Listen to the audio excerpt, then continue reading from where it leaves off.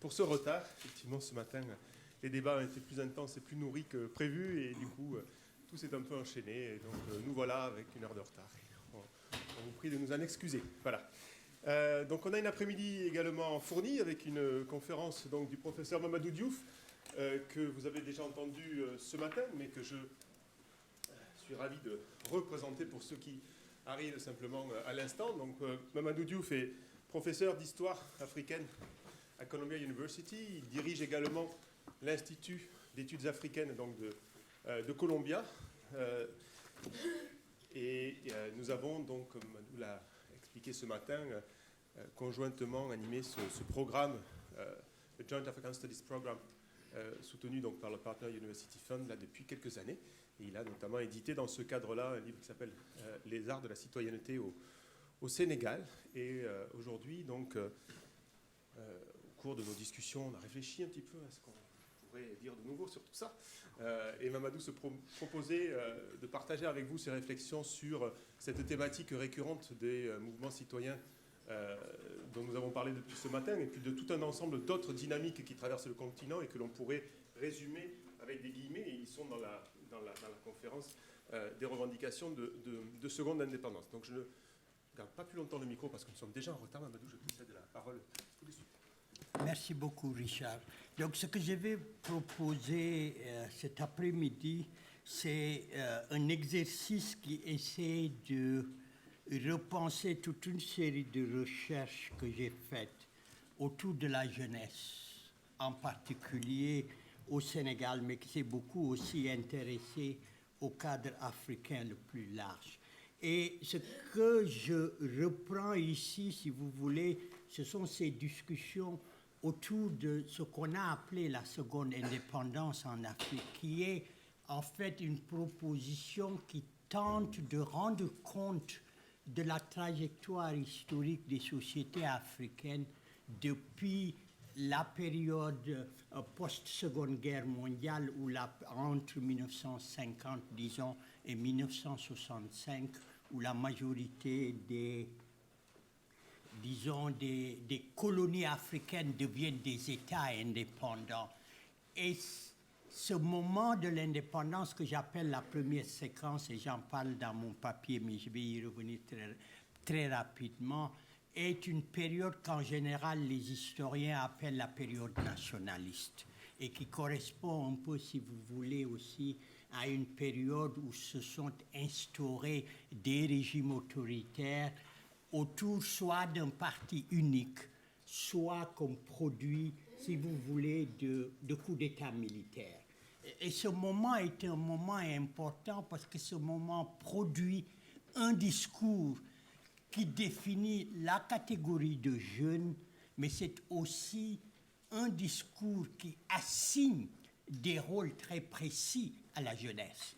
Et disons le slogan qu'on trouve en anglais ou en français dans tous les pays d'Afrique, c'est que la jeunesse est l'espoir du monde. Et cette jeunesse, elle est l'espoir du monde parce que ce sont des sociétés qui n'ont pas de ressources économiques, mais qui ont une jeunesse importante. Et donc, c'est sur la force de cette jeunesse qu'il faut, disons. La seconde période, si vous voulez, la seconde séquence, et c'est à cette séquence que se rapporte la notion de seconde indépendance, c'est l'idée que, en fait, la crise des autoritarismes africains a entraîné, surtout à la fin des années 80, qui correspond aussi à une période d'ajustement structurel, à une période de libéralisation des économies et une période, si vous voulez, d'ouverture. Et c'est le terme qui est utilisé, par exemple, au Sénégal, qui annonce, si vous voulez, le processus en 1974, l'ouverture démocratique. Qu'en fait, le moment nationaliste signale une rupture, la fin des empires coloniaux, mais ne signale pas une rupture politique, même si cette rupture politique est annoncée. Parce que l'indépendance est, si vous voulez, les Africains se sont battus pour l'indépendance, pour ce qu'ils ont appelé le développement et la justice sociale. Mais c'est sur comment entendre ces deux slogans que les autoritarismes, en fait, se sont légitimés. L'idée qu'il fallait un pouvoir unique, un chef unique pour diriger. C'est-à-dire la mission était, si vous voulez, une mission messianique. Et c'est cela qui est remis en cause dans la seconde indépendance. Donc, ce qu'on peut considérer comme la seconde indépendance dans ce cadre, c'est, si vous voulez, la recherche d'une démocratisation institutionnelle et la transition de régimes autoritaires à des régimes démocratiques issus d'élections. Bien sûr, ça résonne très bien si vous pensez, disons, dans une perspective beaucoup plus globale. Ce débat est fortement marqué par le débat sur les transitions démocratiques aussi dans les pays de l'Est et qui annonce, si vous voulez, la fin de la guerre froide. Mais il faut garder à l'esprit que la discussion est une discussion institutionnelle. Comment créer des cadres qui permettent effectivement à l'expression démocratique entendue ici comme, et je vais en parler un peu comme, disons, une démocratie issue des élections. Mais ça, c'est une première compréhension de cette notion de seconde indépendance. Mais c'est aussi une première compréhension de la notion de transition démocratique. Parce que la seconde indépendance peut être conçue aussi comme la recherche d'une société ouverte. Ce que j'entends ici par société ouverte, pour moi, on ne peut pas faire une juxtaposition de la société démocratique et la société ouverte. Une société peut être démocratique sans être ouverte. Parce que la démocratie institutionnelle ne prend pas en charge, si vous voulez, certaines questions qui sont en particulier les questions du pluralisme, de son administration et de son respect, mais aussi la question qui est la question la plus importante, la question de la tolérance. Donc là, cette notion, si on la prend dans un terme plus large, probablement, disons, la théorie qui donne le plus d'ouverture, de capacité à penser la transition démocratique au-delà de cette transition très formelle et très institutionnelle. Ce sont en fait le livre de Tocqueville de la démocratie en Amérique. Parce que de la démocratie en Amérique, Tocqueville fait précisément la distinction entre deux types de transition. Cette transition de régime autoritaire à des régimes démocratiques, mais aussi il insiste sur la transition qui sont la transition de sociétés traditionnelles à des sociétés modernes. Et pour lui, cette transition est la transition la plus importante parce que c'est celle-là qui remet en cause ce qu'il appelle la règle aristocratique. Et c'est la remise en cause de la règle aristocratique qui clôt la séquence de l'Ancien Régime. Et bien sûr, cette règle démocratique, disons, ce qu'il a appelé la fin de la règle aristocratique et la transition vers la modernité, est une modernité qui remet en cause. Et là, c'est intéressant pour les sociétés africaines, toute une série de règles juridiques qui sont des règles qu'on peut appeler traditionnelles. Et pour moi, en Afrique, les deux qui sont les deux les plus importantes, c'est à la fois la règle de la génération et la règle du genre. Ce sont les deux qui encadrent l'organisation des sociétés africaines. Donc là, ce qui m'intéresse dans ce travail sur les jeunes, c'est essayer de penser cette double transition ensemble et d'essayer de voir comment ou peut-on parler d'une modernité indigène qui repose sur une recomposition des sociétés africaines en s'appuyant sur leur propre historicité.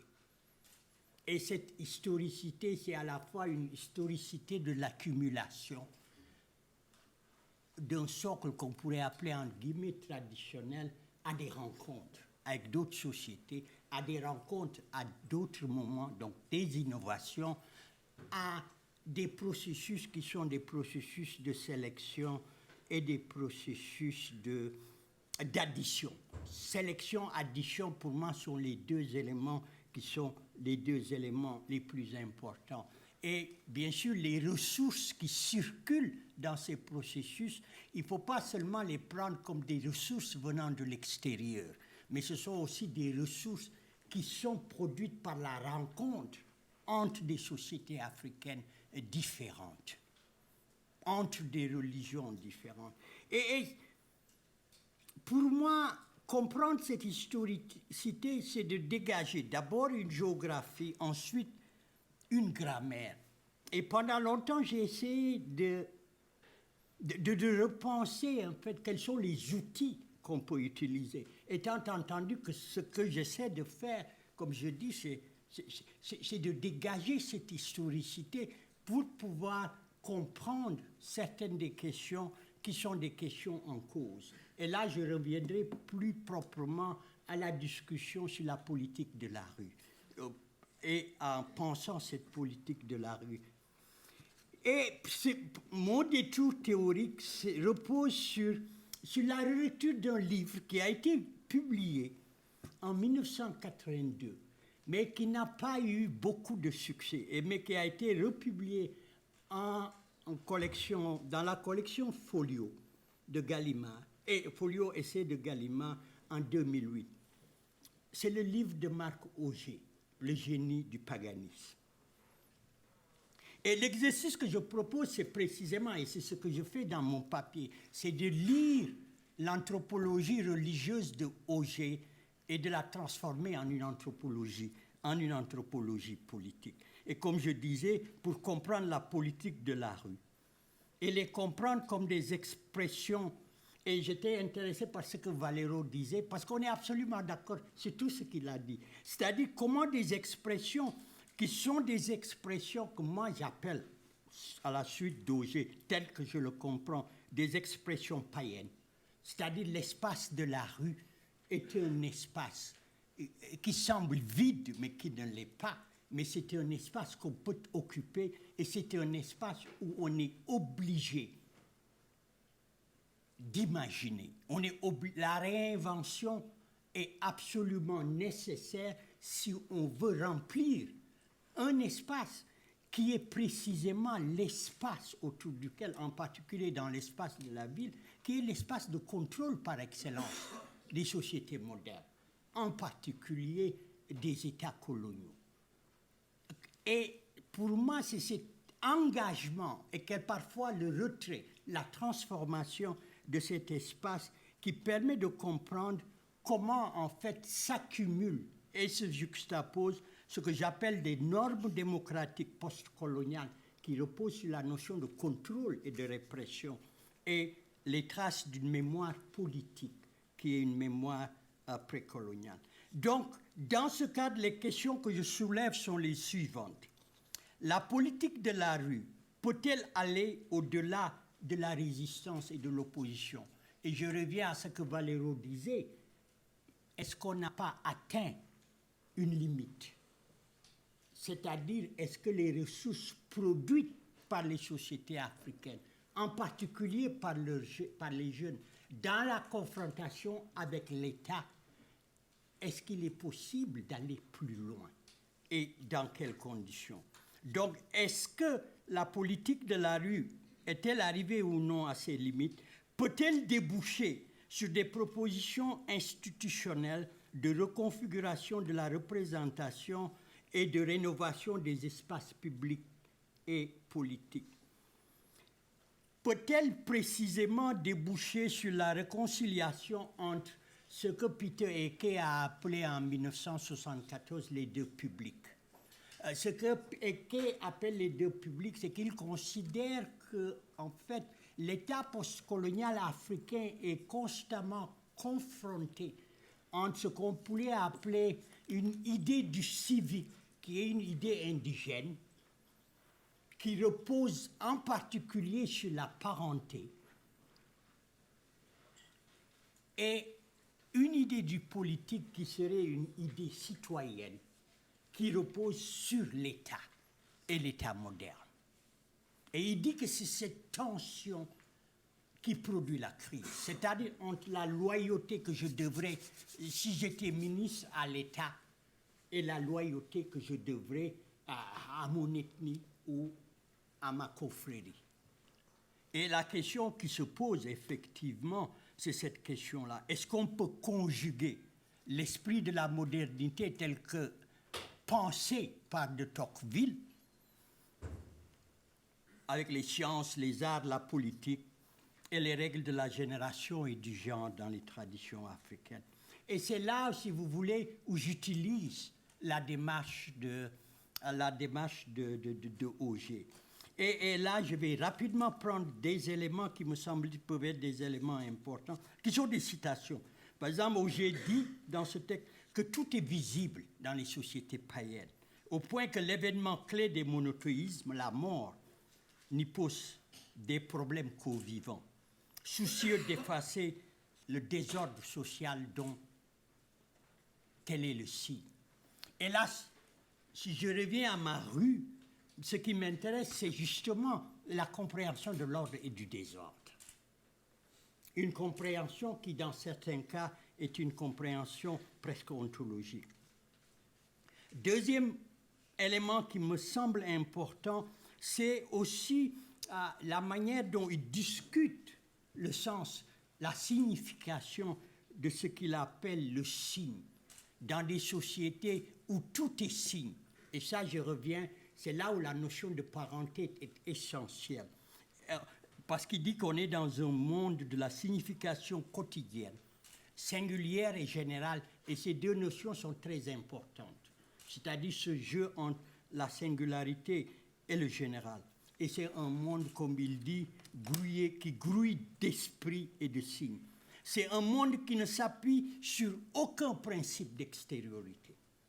Et là aussi, c'est intéressant de voir comment l'espace de la rue, mais aussi les langages qui s'y épanouissent, qui ne sont pas des langages du quotidien, qui sont des langages toujours codés, comment ces langages fonctionnent, comment non seulement ils sont produits, comment ils circulent, mais comment ils sont aussi toujours l'objet de distorsion.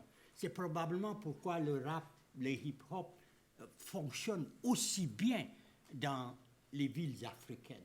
C'est qu'elles permettent des codifications qui sont des codifications multiples et plurielles. Elles permettent, surtout à cause de leur ouverture, elles donnent la possibilité d'y entrer sans demander aucune autorisation. Et c'est là aussi où ce qui est en jeu, c'est l'idée d'autorité. Et pour moi, ceci est central parce que précisément ça ouvre sur un univers qui est défini par la pluralité. La pluralité de sens, disons, aujourd'hui, c'est la pluralité des dieux. Il dessine aussi un paysage, comme il dit, qui est un paysage qui est à la fois vulnérable et fragile. Et ce paysage de vulnérabilité et de fragilité, si on le traduit politiquement, c'est en fait, et j'y reviendrai parce que c'est important, c'est l'idée que la bataille contre les autoritarismes, la corruption, mais la bataille contre les désillusions de la transition démocratique est une bataille qui doit s'éloigner de l'engagement politique. C'est-à-dire c'est une bataille morale. Et la grande question, c'est de savoir, est-ce qu'on peut changer un système politique avec de la morale? Pourquoi n'est-il pas possible aujourd'hui de passer de la morale à la politique? Et de la morale à la politique pour changer des sociétés qui sont des sociétés en crise. Et c'est aujourd'hui probablement là où se loge la vulnérabilité et la fragilité, disons, de ce qu'on appelle la politique de la rue. Trois derniers éléments qui me semblent importants, c'est que cette idée du paganisme, qui est l'idée de ce monde fait de bruit, qui est le monde de la rue, cette idée-là est aussi une idée qui, selon Auger, le paganisme accueille toujours la nouveauté avec intérêt et esprit de tolérance. Elle repose, et ça aussi c'est fondamental à mon avis, elle repose sur l'addition et l'alternance. Elle ne sait pas la synthèse. Et là aussi, les mouvements dont on a parlé aujourd'hui sont des mouvements qui s'intéressent, qui s'investissent dans cette logique qui est une logique du refus du dualisme et de la possibilité de juxtaposer, de la possibilité d'accumuler et d'additionner sans jamais retrancher. Et là, c'est une question qui peut être importante de la discussion, parce que cette modernité dont je parle, c'est une modernité qui ne peut pas, ou qui doit accommoder la modernité politique occidentale qui repose depuis les Lumières sur le principe de l'unité. D'une modernité, en fait, qui est une modernité, comme dit l'un de mes collègues, Sheldon Pollack, une modernité autoritaire qui est incapable, disons, ce qu'il appelle, qui est incapable d'accommoder la différence et la pluralité. Et à cette modernité, il oppose ce qu'il appelle la modernité indienne, qui est une modernité du non absolu, une modernité finie qui repose précisément sur la conjugaison de la différence. Et c'est ça qui entraîne, si vous voulez, le jeu autour d'une certaine plasticité, qui fait qu'en fait, la morale qui est constituée là n'est pas une morale extérieure à la sociabilité. Je reviens à la parenté, justement. Et alors que la morale, disons, de la modernité dite démocratique, est une morale extérieure au système. Mais le système le porte. Aujourd'hui, il s'agit de savoir si on peut faire cela.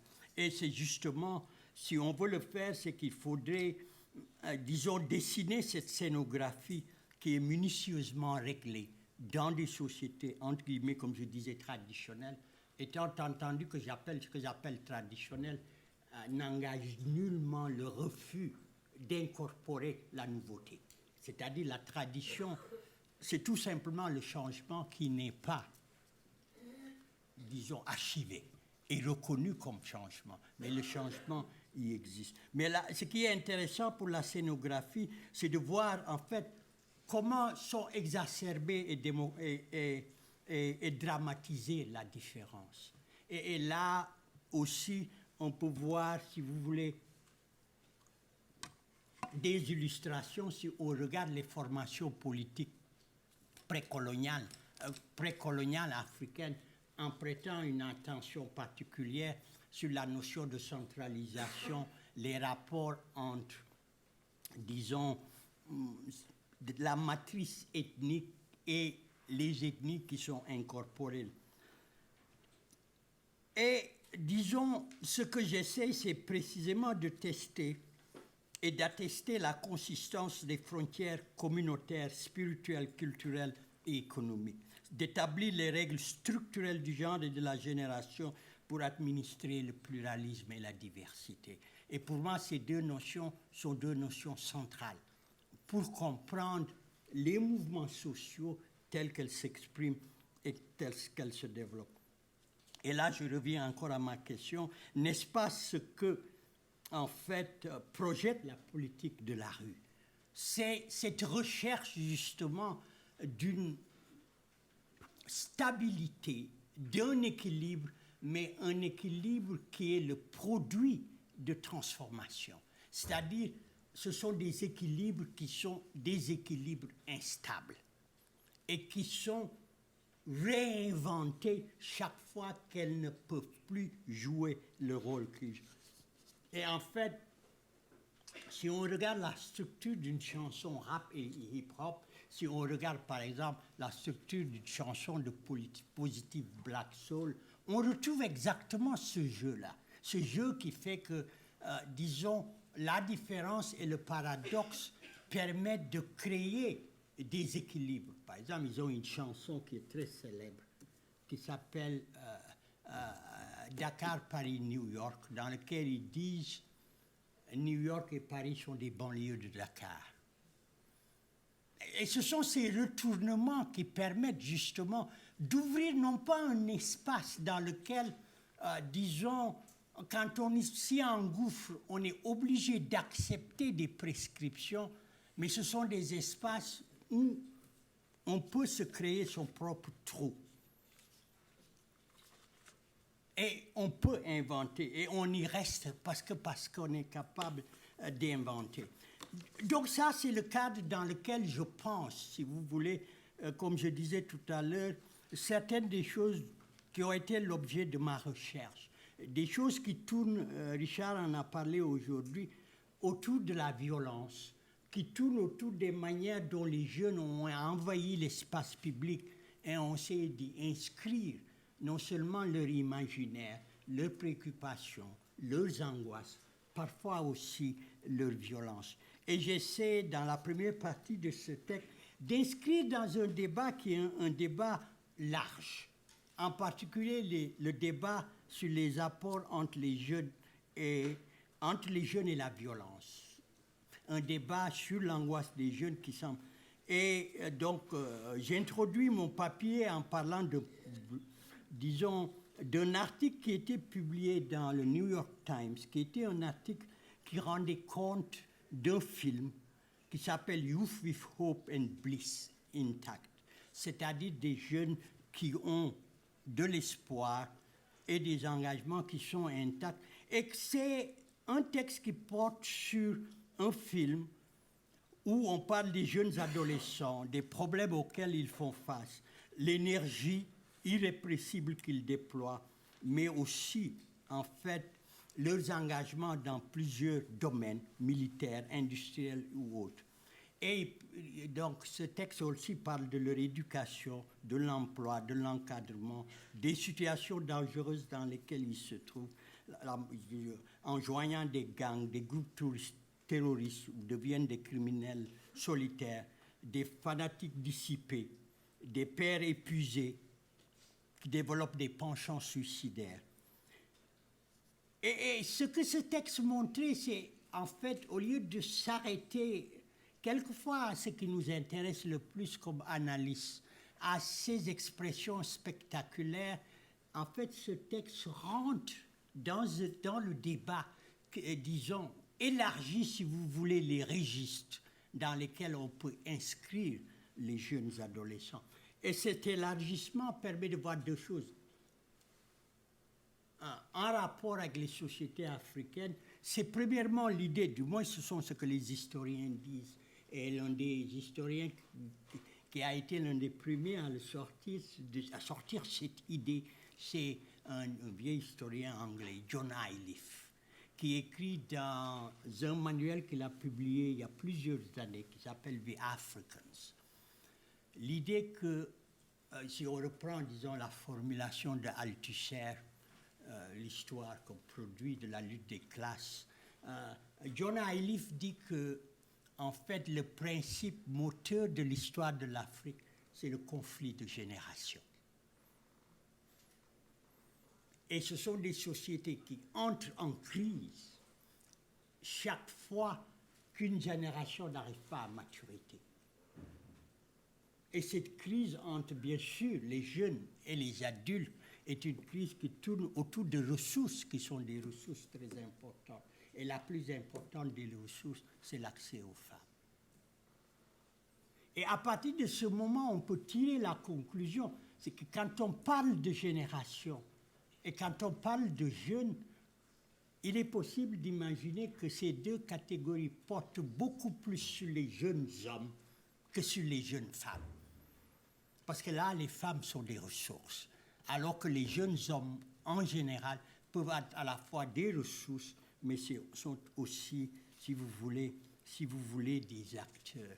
Et sur cette idée du conflit de génération, on retrouve la même idée chez Fred Cooper, qui, quand il essaie de comprendre la transition des années 50 à l'indépendance, considère aussi que l'émergence, et ça c'est très important, l'émergence en fait des partis politiques nationalistes est aussi le produit de ces conflits de génération, qu'on peut voir par exemple dans les pays d'indirect rule. Les premiers éduqués se soulèvent dans la plupart des cas contre leurs propres ancêtres, contre leurs propres parents qui sont les chefs, qui sont alliés à l'administration coloniale dans le cadre en fait de l'indirect rule. On retrouve aussi dans le système français, l'Empire français, on retrouve le même phénomène qui est fortement marqué en particulier après la Première Guerre mondiale par les jeunes qui, disons, on retrouve toutes ces associations de jeunes qui sont fortement inspirées par les jeunes turcs de Kemal Atatürk. Donc, cette idée de changement, non seulement de génération, mais aussi de changement de paradigme. Et ces conflits de génération sont souvent des conflits très violents. Et on en a parlé, donc j'y reviens pas. Les déchaînements de violence sont différents d'une région à l'autre en Afrique et d'un État à l'autre. Mais on peut faire une chronologie de ces types de violences pour mieux comprendre comment la catégorie de jeunes est, disons, est mise à l'épreuve dans des histoires qui sont des histoires qui s'inscrivent dans des processus assez importants de changement. Et ces violences, je les lis comme les expressions d'une quête de modernité qui s'inscrit dans l'ordre politique, sans, dans la plupart des cas, en particulier, je pense, dans le cas de la politique de la rue, de subvertir ou d'amender de manière radicale les logiques qui sont les logiques sur lesquelles repose encore aujourd'hui. Et les deux paramètres que j'utilise, ce sont les paramètres de l'ethnicité et de la religion. Et ces paramètres de l'ethnicité et de la religion, je les lis parce que je continue à me définir comme un historien dans un cadre qui est un cadre historique.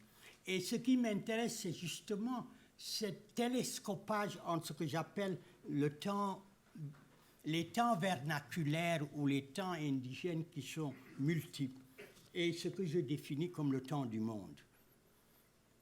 Et ce temps du monde, c'est à la fois le bouleversement de la géopolitique internationale à partir du XVIe siècle, avec le déplacement de l'axe géopolitique mondial de la Méditerranée vers les océans Atlantique et Indien, complété par la conquête du Pacifique dans la seconde moitié du XIXe siècle. Le temps du monde est compris comme un mouvement qui commence avec la découverte de l'Amérique et se termine en ce début du XXe siècle avec la naissance et la consolidation de ce qu'on appelle la globalisation, la première période étant la période de l'État-nation, la seconde, la période de la globalisation. C'est-à-dire, si on regarde cette longue durée du temps du monde, c'est en fait le moment où, là je reviens à Tocqueville, la politique renonce à sa fondation religieuse. Je disais tout à l'heure, la politique de la rue repose sur une idée morale. Et cette idée morale, selon les régions qu'on prend, surtout en Afrique de l'Ouest, il y a une domination aujourd'hui de l'islam dans ses variations, mais aussi du christianisme dans ses variations, en particulier les nouvelles formulations du christianisme, les formulations revivalistes. Donc, si on met en fait ensemble, si on essaie de comprendre ensemble ces multiples temporalités et la manière dont les axes de ces temporalités ordonnent des conceptions du monde, on peut effectivement voir comment progressivement il y a des modèles qui sont des modèles de l'ordre public, de l'ordre politique, des ordres sociaux qui proposent ce qu'on pourrait appeler des récits. Et cette confrontation de récits permet dans certaines mesures de comprendre certaines des questions qui nous intéressent. Je prends un exemple, l'exemple casamançais, qui met au défi ce que j'appelle l'imaginaire nationaliste sénégalais, mais aussi les universalismes religieux et technocratiques qui les accompagnent. Et là, Peter Mark et Robert Bone, qui vient juste d'écrire un livre sur les prophétesses, essaient de comprendre comment on passe, en fait, si vous voulez, du bois sacré à la ville. Et là, ce sont des jeunes, hommes ou femmes, qui bougent, qui se convertissent soit à l'islam, soit au christianisme, au début du XXe siècle, pour répondre à la crise d'une société qui fait face de manière assez tragique à la colonisation et qui se forge une nouvelle identité aux années 1980, où la crise de cette région, dans cet ensemble sénégalais, contraint à un retour au bois sacré. Le rejet du bois sacré par les jeunes générations et la conversion et la migration ont été des armes, justement, une réponse politique et sociale. Presque un siècle après, le retour à cet espace qu'on avait abandonné, qu'on avait déserté, devient précisément la réponse. Donc ce qui m'intéresse là aussi, ce sont ces récits-là. On peut prendre un autre exemple qui est l'exemple nigérian. Et ce que aujourd'hui plusieurs experts en sciences politiques appellent la Sharia politics au Nigeria. En mettant en fait très clairement une différence. Quand on parle du Nigeria du Nord et de l'islam, on pense toujours à Boko Haram, c'est-à-dire ce qu'on pourrait appeler la version violente de ce débat autour de l'islam et des valeurs islamiques. Alors que cette version violente n'est pas nécessairement la version dominante, mais les acteurs qui sont engagés dans la charia politique sont des acteurs parfaitement modérés, qui sont contre les anciens autoritarismes, qui pensent qu'ils sont des démocrates, mais qui considèrent aussi que la question n'est pas seulement politique, que ce sont des sociétés qui sont passées dans la violence, de l'autoritarisme, la corruption, etc., etc., et que la seule solution est une solution morale et religieuse, qu'il faut retourner aux valeurs de l'islam. Et retourner à ces valeurs va permettre précisément de consolider la démocratie. C'est-à-dire que le langage de la charia n'est absolument pas un langage qui renvoie à des contraintes telles qu'on les imagine, mais ça renvoie à une organisation politique et sociale où ils considèrent effectivement que l'islam est important. Et des travaux que mon collègue Gregman connaît, les travaux en particulier de Brandon Kenhammer, qui vient juste de publier sa thèse qui s'appelle Muslims Talking Politics, Framing Islam, Democracy and Law in Northern Nigeria. Et ce qu'il montre qui est assez fantastique, justement, en discutant comment des communautés parlent de l'islam et de la charia, il dit qu'il y a une complémentarité parfaite entre réveil religieux, islamique, moralité publique et institutions et pratiques démocratiques. C'est-à-dire, ce qu'il montre, c'est que dans le Nigeria du Nord, l'imaginaire qui conduit à la pensée de réforme de la société après la période, disons, qui est la période de l'autoritarisme et de la répression, et non pas tel qu'on le pense, le contraste, la contradiction entre la charia et la démocratie, et il souligne, mais c'est la complémentarité entre les deux, que ce qu'on échoue à voir, c'est que la bataille pour la démocratie dans le Nigeria du Nord, mais pas uniquement, mais dans beaucoup de sociétés africaines, est une bataille que le réveil religieux a accompagné ou été associé avec. Et pour moi, cet élément était un élément important parce que cette conjugaison, c'est celle-là qui permet de comprendre pour ces sociétés la violence, l'insécurité, la stagnation économique, les services sociaux défectueux et la corruption. Donc, ce que ça veut dire, c'est qu'il y a une indexation morale du politique. C'est-à-dire le langage du politique est un langage religieux. Et c'est pour ça,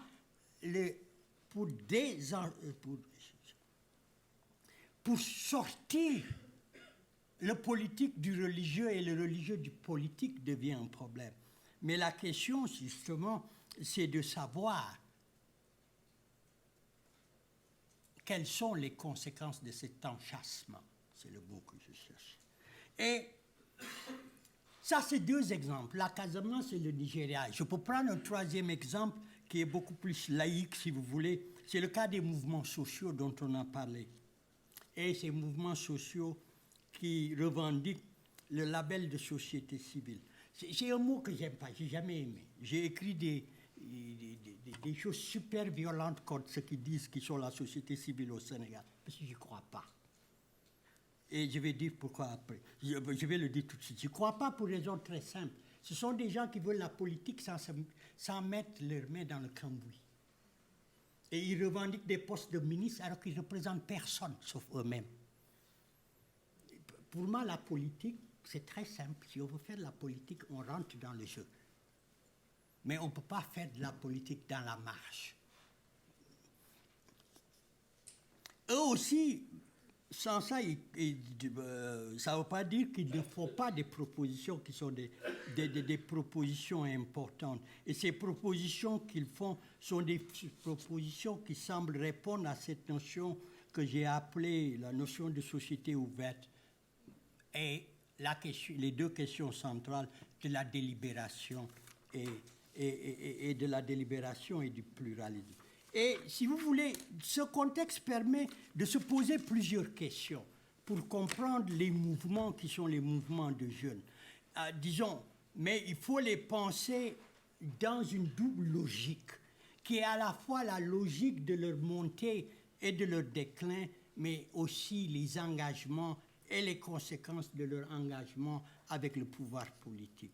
Donc, là, je parle de l'accélération du processus que j'appelle de dépolitisation par l'abandon des institutions formelles. Comme j'avais dit, j'ai parlé de cette période nationaliste qui est l'engagement de segments en général, qui sont les segments les plus jeunes, qui a débouché sur les autoritarisme qui a eu pour fonction la dépolitisation de sociétés qui avaient été très politiques. Ça, c'est la première séquence. Et cette séquence a entraîné ce que j'appelle la substitution de la critique morale au recours à la critique politique, entraînant un dédain des activités politiques et de la politique qualifiée de sale. Le résultat est l'abandon de l'espace et des institutions politiques aux politiciens. L'ouverture de nouveaux espaces de bricolage hors de l'espace politique. Ces espaces ont permis ce qu'on a la floraison des ONG. La quête de nouveaux codes éthiques et de solidarité ou le recyclage d'anciens, ça aussi on peut retrouver à travers la floraison d'organisations associatives et d'organisations religieuses. Le rôle de plus en plus central affecté ou confisqué par des acteurs non étatiques, en particulier les jeunes, membres d'organisations ethniques, communautaires et religieuses. Ce qui s'est passé en Côte d'Ivoire montre un peu la généralisation des abus, de la répression de la part de la police et de l'armée, le recours au règlement de compte meurtrier, aux crimes, aux milices. On en a parlé aussi lors des 2 tables rondes. Le renforcement des réseaux clientélistes hors des sphères administratives et gouvernementales en matière de sécurité et de protection des biens et des personnes, l'effondrement de l'armature administrative et enfin l'effacement de l'ordre de service public. En bref, c'est ce que en fait Bayard a appelé la privatisation de l'État. Et cette privatisation de l'État a permis effectivement aux élites dirigeantes de consolider leur réseau. Donc, si vous voulez, la présence des jeunes dans ces espaces, qui sont des espaces de changement, a non seulement produit un lexique, un vocabulaire, mais a aussi entraîné des incertitudes, si vous voulez, qui sont des incertitudes sémantiques. Et ce qu'on voit, c'est que ces jeunes qui étaient l'espoir du monde, on les retrouve à la fin des années 70, donc une décennie après, au début des années 80, non seulement dans les marges, mais qui commencent à refuser cette idée qui représente le futur. Du moins, ils commencent à réimaginer le futur autrement. Et cette réimagination du futur est une réimagination qui, en fait, est alimentée par des ressources qui sont des ressources externes. Ce ne sont pas seulement les ressources de la mondialisation occidentale, ce sont aussi les ressources de la mondialisation orientale et aussi les ressources de l'islam, mais aussi d'une modernité africaine qui est une modernité bricolée. Et c'est pour ça la grande question qu'on peut poser ici, c'est la question de est-ce qu'effectivement les jeunes Africains à la fin des années 80 et au début des années 90 n'esquissent pas une sortie des bibliothèques coloniales à cause de ces engagements qui sont des engagements multiples. Et cette deuxième séquence, c'est la séquence que j'appelle la séquence de la dissipation. Les jeunes Africains ne s'intéressent plus, dans une certaine mesure, à la révolution ou à tout ce qu'on veut. Ils s'intéressent à se bricoler un avenir qui peut être un avenir délinquant, un avenir qui peut être un avenir politique ou un avenir qui est un avenir de l'ailleurs. Ils ont envie de se tirer. Et en fait, l'espace dans lequel ils vivent est un espace de transit. C'est-à-dire, on se trouve face à un continent dans lequel les plus jeunes sont en transit. Ce qui veut dire que la majorité de la population est en transit. Et c'est peut-être pour ça que la rue devient l'espace adéquat. Parce que c'est un espace qui ne semble pas porter un avenir. C'est un espace où on peut bricoler constamment, mais ce n'est pas un espace qui est un espace, si vous voulez, un espace de rupture. Et parce que c'est un espace de rupture, ce n'est pas un espace de rupture, on peut laisser cet espace, on peut leur laisser cet espace. Parce que l'élite s'inscrit dans des espaces autres, qui sont soit des espaces totalement privatisés. C'est pour ça que l'hélicoptère est devenu aujourd'hui le moyen de transport de l'élite africaine. Elle ne voit même plus ce qui se passe. Ils vivent dans des enclaves. Et ils se promènent d'une enclave à l'autre. Et ils ont la gendarmerie pour les ouvrir le voie où ils volent au-dessus d'eux. Donc ils ne voient même pas ce qui se passe. Donc on se trouve dans des sociétés où les élites sont en transit ou dans les airs, et les jeunes sont en transit, imaginant le traversée du Sahara ou de la Méditerranée.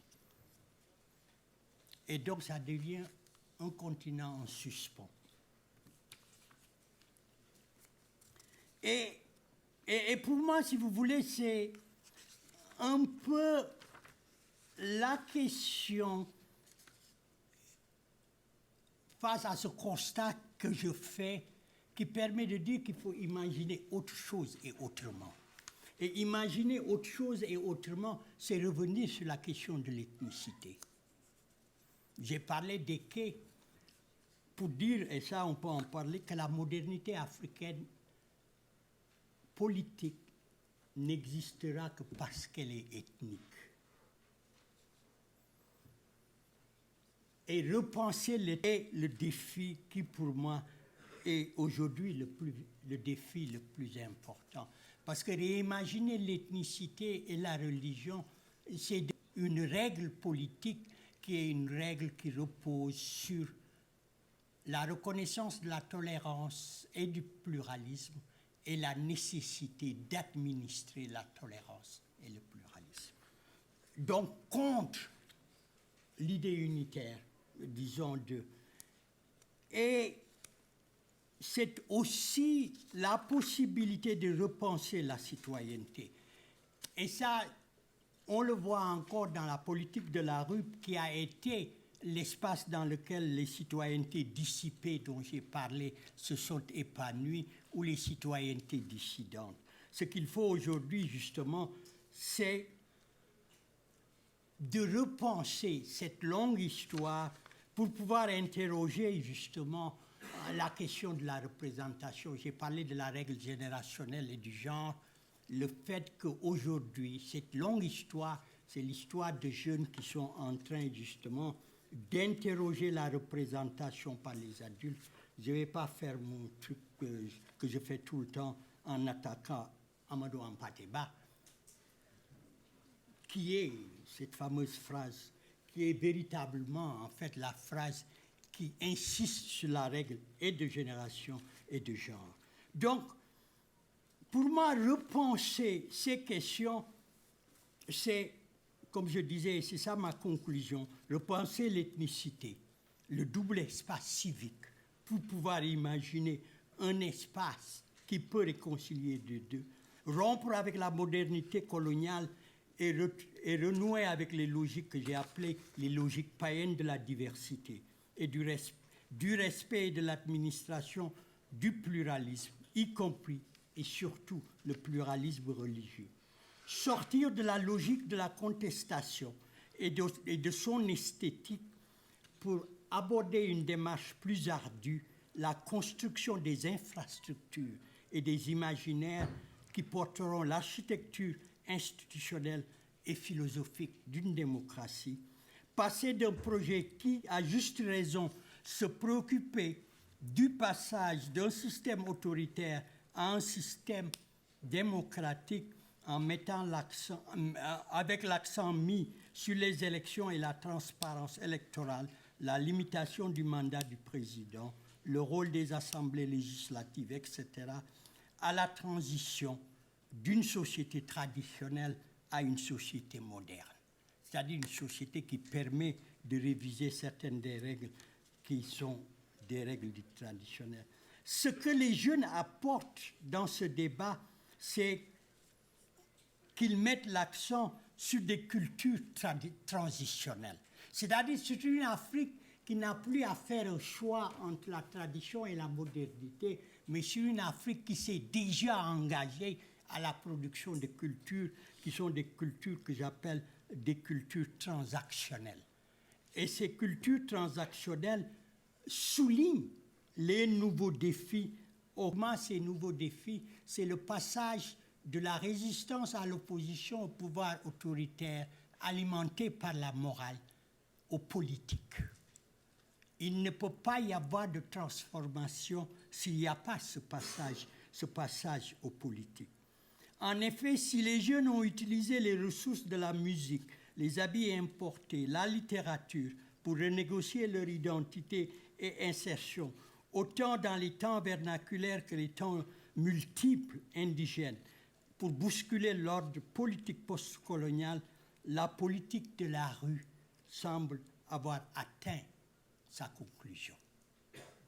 Ni la critique morale, ni la politique du style, pour reprendre Thomas Fouquet, ne paraissent efficaces hors de l'espace de la rue. Assistons à la fin d'une séquence, celle de la résistance et de l'opposition, à l'inauguration d'un nouveau moment qui annonce le passage aux politiques et le renouvellement de l'élite nationaliste. Merci.